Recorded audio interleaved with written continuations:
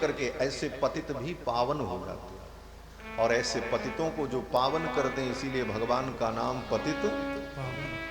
पतित पावन सीताराम। प्रभु श्री राम का पावन चरित्र हमें पावन बना देता है। भगवान के चरित्र को सुनकर के हम पवित्र हो जाते हैं। श्रीमद् रामचरितमानस, ये भगवान का चरित्र हमारे मन को, मानस को भगवान के चरणों में जोड़ने वाला है। और सच पूछो तो कथा मन को सुनानी चाहिए, मन को ही कथा सुनानी है। इसीलिए गोस्वामी जी महाराज जब कहते हैं तो यही कहते हैं, सुनो सठ मना, हे सठ मन तू इस कथा को सुन।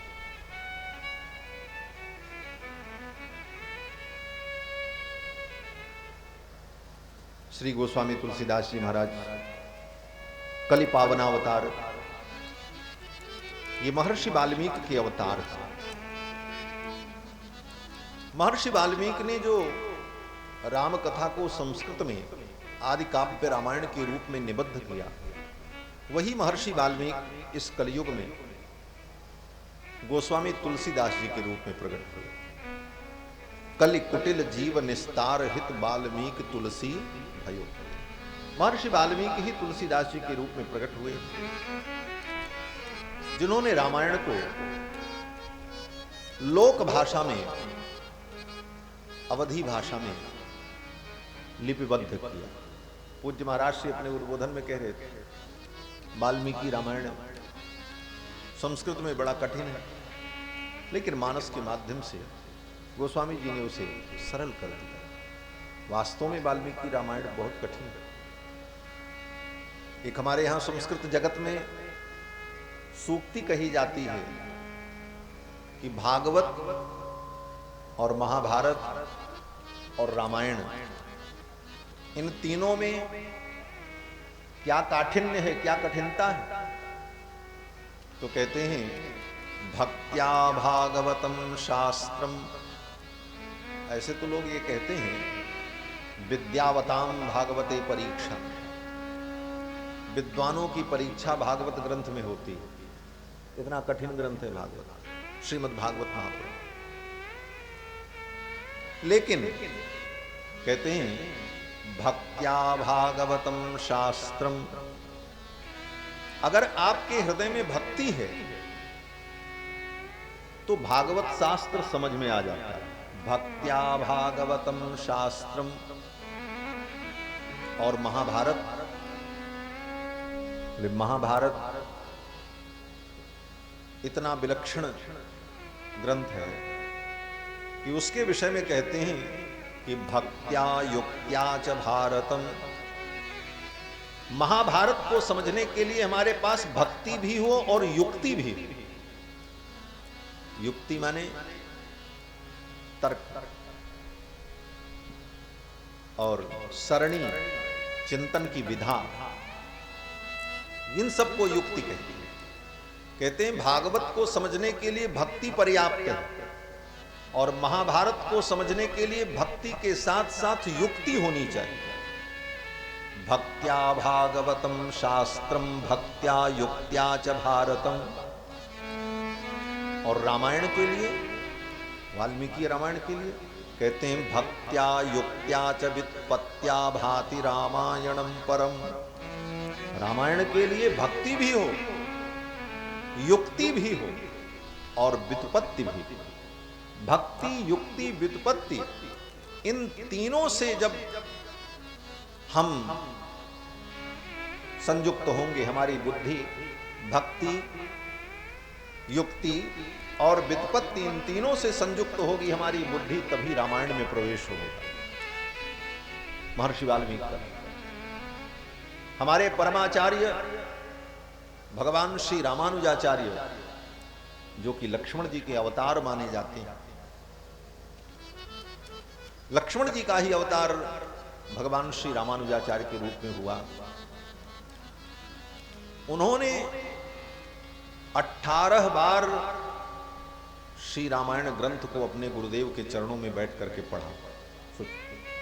पढ़ाने वाले गुरुजी श्री शैलपूर्ण स्वामी जी महाराज, उद्भट विद्वान और समझने की विलक्षण योग्यता रखने वाले भगवत्पाद श्री रामानुजाचार्य। लेकिन ऐसे दिव्य गुरु शिष्य, पढ़ाने वाले भी दिव्य, पढ़ने वाले भी दिव्य, फिर भी एक बार में संपूर्ण रहस्य का अनुभव नहीं हुआ। 18 बार उन्होंने संपूर्ण रामायण को पढ़ा अपने गुरु जी के चरणों में, फिर भी संपूर्ण विषय अवगत नहीं हुए। ऐसा आगाध दिख रहा। लेकिन गोस्वामी तुलसीदास जी ने भाषा में इसका वर्णन करके हमको आपको दिव्यता प्रदान की। 7 कांडों में निबद्ध ये काव्य ग्रंथ, सप्त सोपान, इसमें से एक भी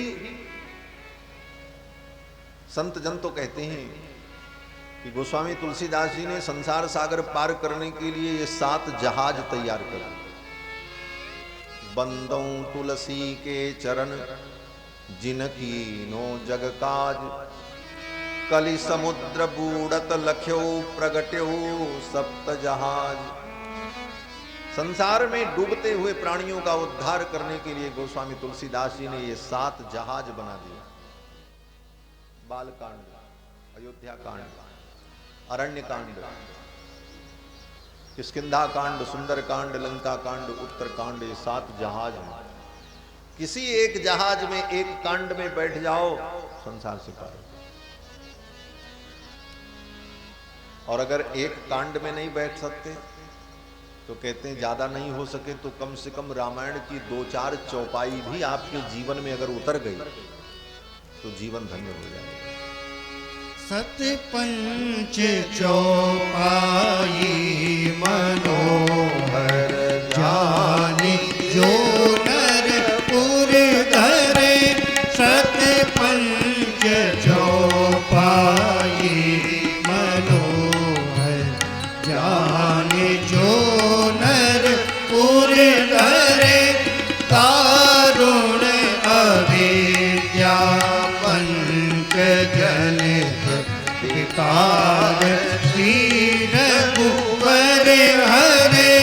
तारुण अविद्या पंकजन विकार श्री रघुवर हरे। सत पंच चौपाई मनोहर जाने जो नर पुरि धरे। पुरि धरे, पुरि धरे। रामायण में से 7-5 चौपाई भी, ज्यादा नहीं, 5-7 चौपाइयां भी अगर हमारे जीवन में उतर जाएं, बुद्धि में नहीं, वाणी में नहीं, हृदय में उतर जाए। इसीलिए गोस्वामी जी कहते हैं सतपंच चौपाई मनोहर जानी जे नर उर धरे। हृदय में धरे, मुख धरे नहीं कहा, उर धरे, हृदय में उतरे तो जीवन बदल जाएगा। और मैं तो इससे भी आगे बढ़ करके कहता हूं, आचार्यों की कृपा से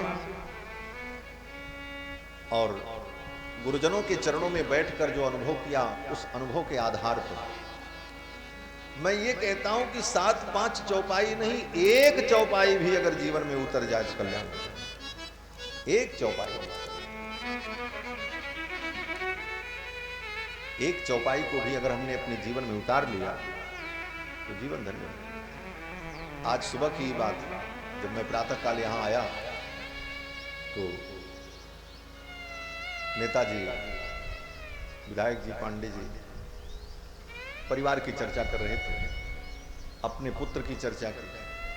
बोले महाराज मेरा बेटा बहुत सत्यनिष्ठ है, सत्य से वो समझौता नहीं करता।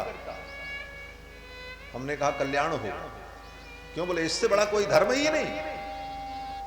गोस्वामी तुलसीदास जी कहते हैं धर्म न दूसर सत्य समाना, धर्म न दूसर सत्य समाना, आगम निगम पुराण बखाना, आगम निगम पुराण बखाना, आगम निगम पुराण बखाना, आगम निगम पुराण बखाना, धर्म न दूसर सत्य समाना, धर्म न दूसर सत्य समाना, धर्म न दूसर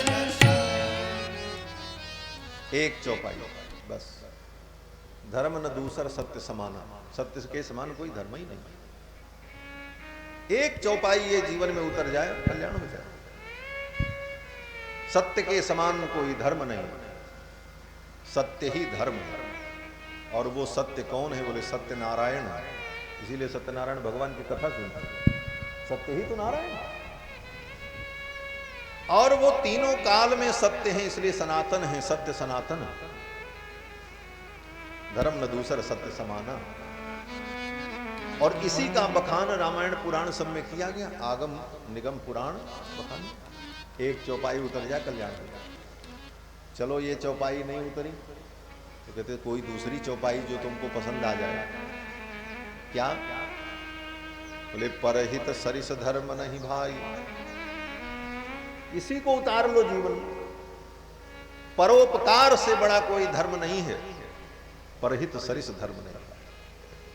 इस धर्म को भी हृदय से स्वीकार कर लिया और अपने जीवन को परहित में, परोपकार में लगा दिया, जीवन धन्य हो गया, भगवत प्राप्ति हो गई। तो मानस की एक एक चौपाई महामंत्र, महामंत्र मणि विषय ब्याल के, मेढत कठिन कुंवक